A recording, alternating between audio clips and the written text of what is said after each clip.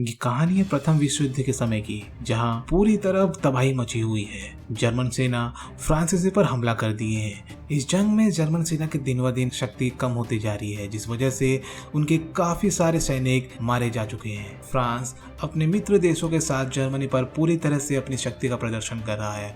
चारों तरफ लाशें गिर रही हैं। जर्मन सेना हर कदम आगे बढ़ने के लिए संघर्ष कर रही है। इधर इनके काफी सारे सैनिक मारे जा चुके हैं। ये समय था 1917। युद्ध को अभी तक 3 साल बीत चुके होते हैं, लेकिन इस युद्ध का कोई भी नतीजा नहीं निकल रहा था और जर्मन सेना अभी भी फ्रांसीसियों के साथ जंग जारी रख रही है। आगे की जंग जारी रखने के लिए इन्हें काफी सारे सोल्जर्स की जरूरत है, जिस वजह से ये सभी जर्मन के सभी नौजवानों को जंग में शामिल होने के लिए कह रहे हैं। इनमें से काफी सारे लोग अभी अभी स्कूल से पास आउट हुए हैं, लेकिन जंग में जाने की उत्सुकता के कारण ये सभी जोशीले ढंग से आगे बढ़ रहे हैं। इस फिल्म के जरिए उन सभी सोल्जर्स के लाइफ्स को दिखाया गया है जो जंग में किस मनोस्थिति में रहते हैं, जंग के बीचों बीच उनकी मानसिकता क्या होती है, वो किस तरह के ट्रॉमा से गुजरते हैं और किस तरह की संघर्षपूर्ण जीवन शैली उनकी रहती है। कहानी की शुरुआत होती है एक 17 साल के लड़के से जिसका नाम पॉल पाउमर है। ये अपने तीनों दोस्तों के साथ, जिनका नाम क्रॉफ, फ्रांस और लुईबिग है, इन सभी के साथ जंग में शामिल होने के लिए जाना चाहता है, लेकिन इसे अपने घर से परमिशन नहीं मिला, जिस वजह से ये और उसके दोस्त कंसेंट लेटर पर फर्जी साइन करके सेना में शामिल हो जाते हैं। ये सभी बहुत एक्साइटेड होते हैं। इन्हें लगता है जंग में जाकर ये अपनी जिंदगी आजादी के साथ जिएंगे, एक मर्द बनकर जिएंगे, और इसी उत्साह के साथ ये लोग सेना में भर्ती हो जाते हैं। जंग में जाने से पहले सभी को उन सभी सोल्जर्स के वर्दी दी जाती है जो इस जंग में शहीद हो गए हैं। वर्दी मिलने के बाद जितने भी नए लोग हैं, इन सभी को युद्ध स्थल के लिए रवाना कर दिया जाता है। इन सब का कमांडर इन्हें कहता है कि जंग में इन्हें किसी भी चीज का ख्याल रहे या ना रहे, लेकिन इनकी बंदूक हमेशा शार्प रहनी चाहिए। इसी दौरान इनके गाड़ी को बीच में ही रोक दिया जाता है, क्योंकि वॉर में जो डॉक्टर्स हैं उन्हें घायलों का इलाज करने के लिए गाड़ी की जरूरत है, जिस वजह से इन सभी को आगे के सफर के लिए पैदल ही जाना होता है। इस दौरान इनके साथ रास्ते में गैस अटैक होता है, लेकिन एक डेमोन्स्ट्रेशन होता है जर्मन सेना का, ये बताने के लिए कि दुश्मन जो है गैस अटैक करते हैं, जिससे सैनिकों की दम घुटने से मौत हो जाती है। इसी डेमोन्स्ट्रेशन में वो बताते हैं कि उनके पास जो मास्क है उन्हें वो लगाए रखना है, लेकिन पॉल यहाँ पे खुद के मास्क से पहले अपने साथी के मास्क लगाने के लिए मदद करता है, जिस वजह से उनका कमांडर गुस्सा होकर पॉल को अपने नेक्स्ट ऑर्डर तक मास्क को लगाए रखने का ऑर्डर देता है। इसके बाद ये सभी युद्ध स्थल पर पहुंचते हैं। कमांडर पॉल को उसका मास्क खोलने को कहता है। लंबे समय बाद पॉल अपना मास्क खोलता है और एक गहरी सांस लेता है। यहाँ उसकी दोस्ती कैट नाम के एक और सोल्जर से होती है। वो उन्हें कहता है कि अभी के हमले के हिसाब से आज रात को भी हमले होंगे, तो सभी बच के रहना। इसके बाद कमांडर इन सभी नए सोल्जर्स को बारिश के पानी को टैंक से बाहर निकालने में लगा देते हैं, जहाँ ये सब को रियलाइज होता है कि इनकी जो फेरी टेल स्टोरी है ये सब धरी की धरी रह गई। जंग की असली तस्वीरें देखकर इनके होश उड़ जाते हैं। ये पूरी तरह से निराश हो जाते हैं कि हम कहाँ आ गए। तेज बारिश के चलते और ठंड के चलते इनके हाथ सून पड़ जाते हैं। इस बीच कैट दोबारा वहां आता है और उन्हें कहता है कि अपने हाथ को अपने पैंट में डाल लो, जिससे ये सब वैसा ही करते हैं और इन्हें कुछ देर के लिए राहत मिलती है। रात को पॉल और क्रो पहरेदारी करते रहते हैं। इस बीच इन्हें कुछ महसूस होता है, जिस वजह से पॉल एक गोली चला देता है, लेकिन कुछ ही समय में उसकी तरफ एक धन्नाटेदार गोली आकर उसे सर पर लगती है, लेकिन वो बच जाता है। इसी बीच रात को इन पर फ्रांसीसी लोगों का जोरदार हमला होता है। सब तरफ भगदड़ मच जाती है। सभी लोग टैंक के अंदर आके छुप जाते हैं। पॉल और उसके दोस्त काफी घबरा जाते हैं। लुईबी की हालत काफी खराब हो जाती है। वो कोसता अपने आप को यहाँ आने के लिए और यहाँ से भागना चाहता है, लेकिन इसी बीच इनके टैंक के अंदर एक गोला बारूद पड़ता है, जिससे टैंक पूरी तरह से तबाह हो जाती है और ये सब टैंक के मलबे के नीचे दब जाते हैं। अगली सुबह पॉल के साथी पॉल को ढूंढने लगते हैं, जिन्हें वो उसी मलबे के नीचे मिलता है। वो देखता है अपने चारों तरफ अपने साथियों को मरे हुए। कुछ देर बाद उसका सीनियर ऑफिसर आकर उसे एक बैग देता है और जितने भी मरे हुए सोल्जर्स हैं उनके बैच नंबर निकालने को कहता है। पॉल एक अजीब सी हताशा के साथ बैग उठाते हुए सभी के बैच नंबर निकालने लगता है। इसी बीच उसे अपने दोस्त लुईविक की चश्मे मिलती है, जिसे देख वो पूरी तरह से टूट जाता है। वो उसे इधर उधर ढूंढने लगता है, जहाँ उसे लुईविक की आधी अधूरी बॉडी मिलती है। पॉल यहाँ काफी दुखी हो जाता है। वो फुवक फुवक के रोने लगता है और रोते हुए अपने दोस्त लुईविक की बैच निकालता है। ये उसका पहला एक्सपीरियंस होता है इस तरह के दर्दनाक भयानक मौत देखते हुए। इसी तरह से इन्हें यहाँ 18 महीने हो जाते हैं। जर्मन सेना अभी के समय में काफी कमजोर हो चुकी है। वो और आगे जंग नहीं लड़ सकती। इसके पास ना तो अभी ज्यादा नौजवान बचे हैं और ना ही ज्यादा गोला बारूद। इनकी हालत दिन ब दिन खस्ती होती जा रही है, जिसे देखते हुए इनके हायर अथॉरिटीज जंग को रोकने के लिए लग पड़ते हैं, जिस वजह से इस समय युद्ध विराम का होता है। पॉल और उनके साथियों की पोस्टिंग फिलहाल के लिए फ्रांस के अधिकृत क्षेत्र में हुई है, जहां ये सभी थोड़े समय के लिए सही शांत है। पॉल और उसका दोस्त कैंट, ये दोनों एक फ्रांसीसी के फार्म में जाते हैं और ये दोनों यहाँ पे एक बतख चुरा लेते हैं, जिस वजह से फ्रांसीसी इन पर गोलियां दागने लगता है। लेकिन ये लोग बचते हुए अपने अड्डे पर आते हैं और ये दोनों अपने बाकी के दोस्त क्रॉप, अल्बर्ट, फ्रांस और अपने दोस्त दिग्गज के साथ एक अच्छी छोटी सी टाइम स्पेंड करते हैं। कुछ देर बाद ये सभी रास्ते में गुजरती हुई कुछ लड़कियों को देखते हैं, जिसके बाद फ्रांस और क्रॉप इनको रिझाने में लग जाते हैं। लेकिन फ्रांस उन लड़कियों के पास जाता है और उनके साथ आगे निकल जाता है। एक छोटे से हसीन पल के साथ ये लोग फिर निराशा में डूब जाते हैं कि कब जंग खत्म हुई और ये लोग अपने परिवार के पास जाएं। इनका साथी दिग्गज कहता है कि जंग हमेशा के लिए नहीं होती है और अगर एक बार जंग खत्म हो जाए तो इनकी जिंदगी ऐशो आराम से कटेगी। यहाँ पे हर तरह की सुविधाएं मिलती है। फौज में खाने के लिए भरपूर खाना, रहने के लिए अच्छा रूम और पहनने के लिए अच्छे कपड़े, वो सभी सुविधाएं मिलती है और समाज में आपकी इज्जत रहती है। इनके घर से जो चिट्ठियां आती है उन्हें पढ़ने के बाद इन सब की आंखें नम हो जाती है। कैंट, जिसे जंग में आए हुए 2 साल से भी ज्यादा समय हो गया है, अपनी पत्नी और मरे हुए बच्चे को याद करते हुए काफी दुखी हो जाता है। अगले दिन इनकी बटालियन कुछ गुमशुदा नए सोल्जर्स को ढूंढने निकल जाती है, जहां इन्हें कुछ पुरानी लाशें भी मिलती है। इसे देखकर सभी सहम जाते हैं। पॉल को यहाँ एक पुराना घर दिखता है। जब वो उस घर के अंदर जाता है तो उसे काफी सारे मरे हुए सैनिकों की लाशें मिलती है। ये जितने भी सोल्जर्स की मौत यहाँ हुई है ये सभी नए लोग थे और वक्त पे मास्क ना लगाने की वजह से इन सब की जान चली गई। जंग में बढ़ते नुकसान से पूरी तरह थकी हुई जर्मन सरकार, जर्मन अधिकारी मैथियास एर्सबर्गर जंग को रोकने में कोई कसर नहीं छोड़ते हैं। वो और उनके साथी 9 नवंबर को युद्ध को रोकने के लिए फ्रांसीसियों के साथ एक युद्ध विराम पर बातचीत करने के लिए निकल जाते हैं। अगले सीन में हमें दिखाया जाता है कि जर्मन के कमांडर उनके सैनिकों को तैयार करते हैं आगे जंग में ले जाने के लिए। पॉल और उसके सभी साथी रातों रात तैयार होकर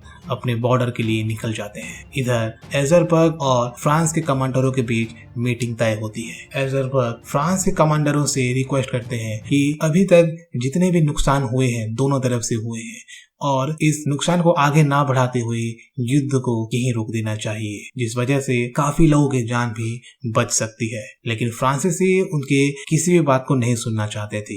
वो कहते हैं कि अगर उन्हें युद्ध रोकना है तो उन्हें उनके शर्तों के हिसाब से उनके वॉर ट्रीटी पर साइन करनी होगी। वो उन्हें इस बारे में सोचने के लिए सिर्फ 72 घंटे का समय देते हैं और कहते हैं कि इस बीच जंग दोबारा से जारी रहेगी। फ्रांसीसी कोई कसर नहीं छोड़ना चाहते जर्मनी के ऊपर दबाव डालने का, इसीलिए जब तक इनके वॉर ट्रीटी पे साइन नहीं हो जाता है तब तक ये लोग हमला करना शुरू कर देते हैं। इधर जंग के मैदान में जब ये खबर पहुंचती है कि जंग जारी रहेगा, जिसके बाद जर्मन के कमांडर उनके सैनिकों को आगे बढ़कर हमला करने के लिए कहते हैं। इसके बाद सभी सैनिक अपने दुश्मनों की तरफ आगे बढ़ते हुए हमला करने लगते हैं। इस दौरान जंग में जर्मनी के काफी सारे सैनिक शहीद हो जाते हैं।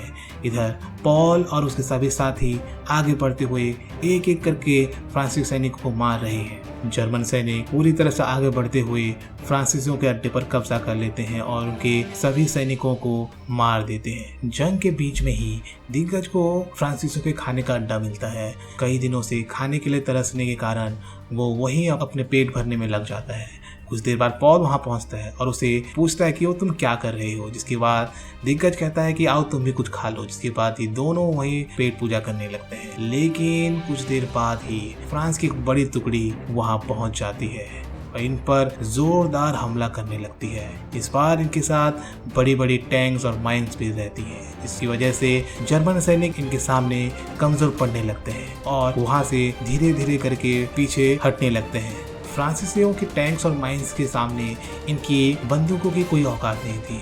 इन्हें फ्रांसीसी चुन चुन कर मार रहे थे। पॉल और उसके सभी साथी इधर उधर भागने लगते हैं। इसी दौरान पॉल का दोस्त क्रॉप फ्रांसीसियों के हाथ लग जाता है, जिसे ये लोग बड़ी बेरहमी के साथ जिंदा जलाते हुए मार देते हैं। जंग में पॉल का दोस्त फ्रांस भी मारा जाता है। अपने सभी दोस्तों को खोने के बाद पॉल पूरी तरह से टूट जाता है। जर्मन सेना फाइनली पीछे हट चुकी थी, लेकिन यहाँ पॉल पीछे छूट जाता है और एक फ्रांसीसी सैनिक के साथ नो मैन लैंड में झड़प हो जाता है। पॉल खुद को बचाने के लिए उस फ्रांसीसी सैनिक को चाकू से काफी वार करता है, जिसके बाद वो काफी तड़पता है, लेकिन यहाँ उसकी मौत नहीं होती। पॉल को उसकी आवाज काफी दर्दनाक लगती है। वो धीरे धीरे खुद को कोसने लगता है और पश्चाताप की आग में जलने लगता है।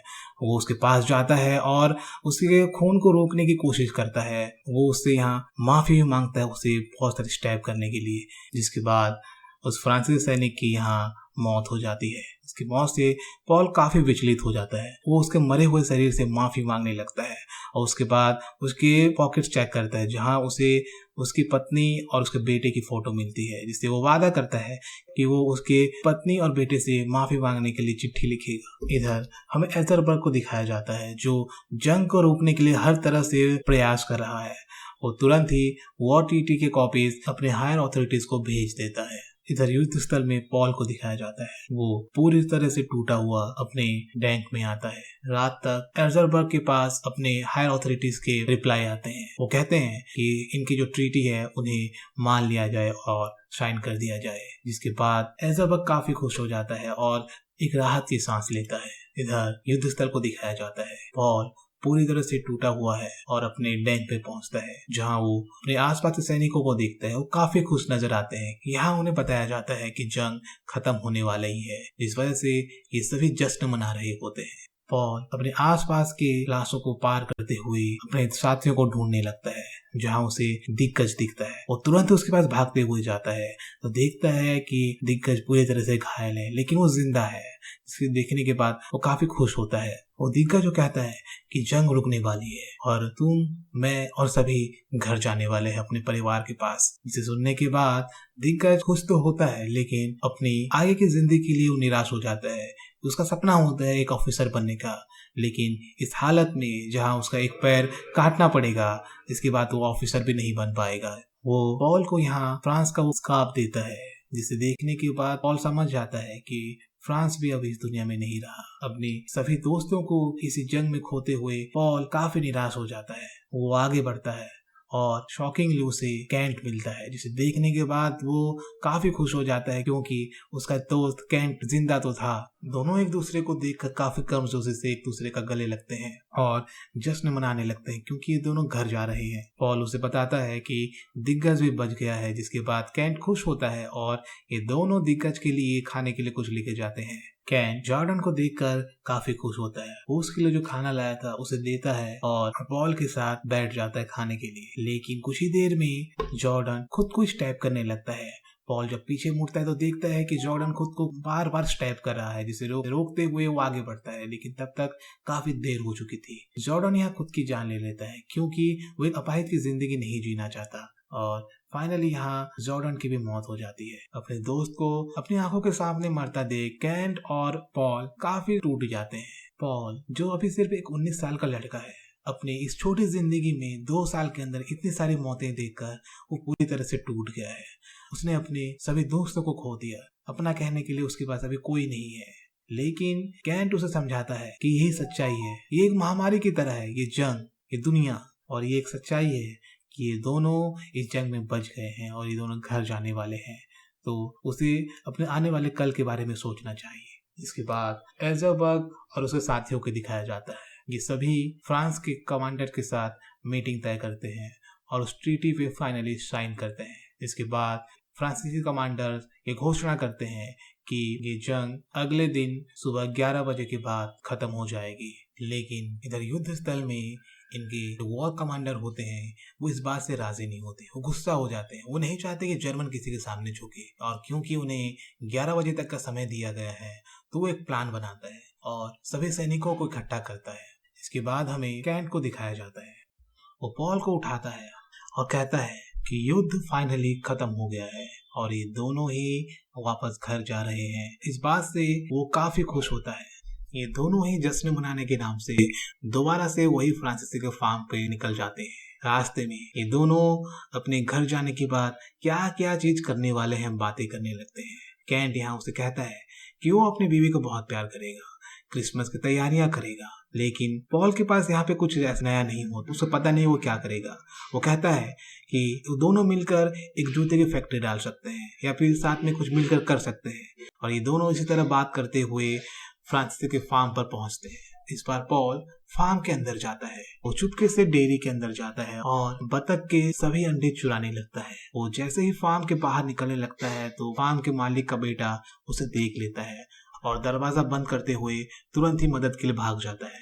बाहर कैंट कड़कड़ाते ठंड में पॉल का इंतजार कर रहा होता है। अंदर से कुछ आवाजें आती हैं। जब वो अंदर देखता है तो पॉल के पीछे वो बूढ़ा हाथ में पड़ा हुआ है और दाएं दाएं गोलियां चला रहा है। पॉल भागते हुए बाहर आता है और कहता है कि भागो, बूढ़े ने हमें देख लिया है। इसके बाद ये दोनों ही वहां से निकल जाते हैं। ये दोनों फार्म से काफी दूर आ जाते हैं, जिसके बाद ये दोनों एक जगह पे रुकते हैं। कैंट यहाँ हल्का होने के लिए जंगल के अंदर जाता है, जहाँ उसे उसी फार्मर का बेटा मिलता है एक बंदूक के साथ, और वो उस पर गोली चला देता है। जंगल के अंदर आवाज सुनकर पॉल कैंट को तलाश करने लगता है, जिसके बाद कैंट उसे मिलता है। कैंट को यहाँ गोली लगी। वो जल्दी से पॉल को यहाँ से निकलने को कहता है। पॉल उसे संभालते हुए वहाँ से निकल जाते हैं। धीरे धीरे कैंट की हालत बहुत बुरी होती जा रही थी। वो धीरे धीरे बेहोश हो रहा था। पॉल उसकी बिगड़ती तबीयत देखकर उसे अपने कंधे पर उठाकर भागने लगता है। वो हर जगह मदद मांगता है, लेकिन उससे कोई मदद नहीं करता। वो किसी तरह अपने टैंक पर पहुंचता है और डॉक्टर को दिखाता है, और यहाँ डॉक्टर कैंट को मरा हुआ घोषित कर देते हैं। अपने आखिरी दोस्त को खोकर पॉल मानो जैसे पत्थर का बन गया हो, उसके होश ही नहीं रहते, मानो जैसे जिंदगी ने उससे हर वो चीज छीन ली जिसे उसे प्यारी थी। इसके बाद जर्मन कमांडर अपने बचे हुए सभी सैनिकों को इकट्ठा करता है। वो कहता है कि ऐसे भीख में मिले जिंदगी की कोई कीमत नहीं है। वो कहता है कि उन्हें 11 बजे तक का समय मिला है, लेकिन इससे पहले ही वो जंग खत्म कर देंगे, और सभी सैनिकों को हमला करने के लिए प्रेरित करता है। कुछ सैनिक वापस घर जाना चाहते, वो जंग नहीं चाहते, लेकिन जर्मन कमांडर उन्हें मरवा देता है और कहता है कि जो भी जंग में पीछे हटेगा उसकी यही हश्र होगी। सभी जंग के लिए दोबारा तैयार होते हैं। पॉल को भी इन सब चीजें कोई फर्क नहीं पड़ रहा था। वो भी तैयार होता है जंग में जाने के लिए, और कुछ ही देर में जर्मन सैनिक दोबारा फ्रांसीसियों पर हमला कर देते हैं। इनके पास सिर्फ आधे घंटे का समय होता है, क्योंकि 11 बजने के बाद युद्ध विराम लग जाएगा। जर्मन और फ्रांसीसियों के बीच में एक भीषण युद्ध होता है। सभी एक दूसरे को मार काट रहे हैं। पॉल के सामने जो भी आ रहा है वो उसे मार दे रहा है। वो एक एक करके फ्रांसीसी सैनिकों पर हमला बोल रहा है। इसी दौरान वो देखता है कि एक फ्रांसीसी सैनिक उसके सैनिक पर हमला करने वाला है। वो उसे बचाते हुए उस फ्रांसीसी सैनिक से भिड़ जाता है। इन दोनों के बीच में एक तगड़ी फाइट होती है और दोनों एक दूसरे को बहुत मारते हैं, लेकिन यहाँ पीछे से एक सैनिक पॉल पर स्टैब कर देता है और पॉल वहीं गिर जाता है। युद्ध विराम लगने से जंग यही तुरंत रुक जाती है। अभी जंग खत्म हो चुका था। जर्मन कमांडर एक सैनिक के पास आता है। ये वही सैनिक था जिसे पॉल ने बचाया था। उसके हाथ पे एक बैग देता है और जितने भी मरे हुए सोल्जर्स हैं उनके बैच निकालने को कहता है। दोस्तों, ये वही सीन होता है जब एक समय पर पॉल सभी सोल्जर्स के बैचेस निकालता है। वो सैनिक पॉल के पास पहुंचता है। पॉल की यहाँ अभी मृत्यु हो चुकी थी। वह बड़े ही सम्मान के साथ पॉल के बैच को निकालता है और मूवी यहाँ खत्म होती है। तो दोस्तों, ये एक्सप्लेनेशन आपको कैसी लगी प्लीज़ कमेंट करके बताइएगा, और प्लीज़ वीडियो को लाइक करिए, शेयर करिए और इस चैनल को सब्सक्राइब करिए। अगर आपको ये मूवी देखनी है तो ये आपको नेटफ्लिक्स पर अवेलेबल है। धन्यवाद।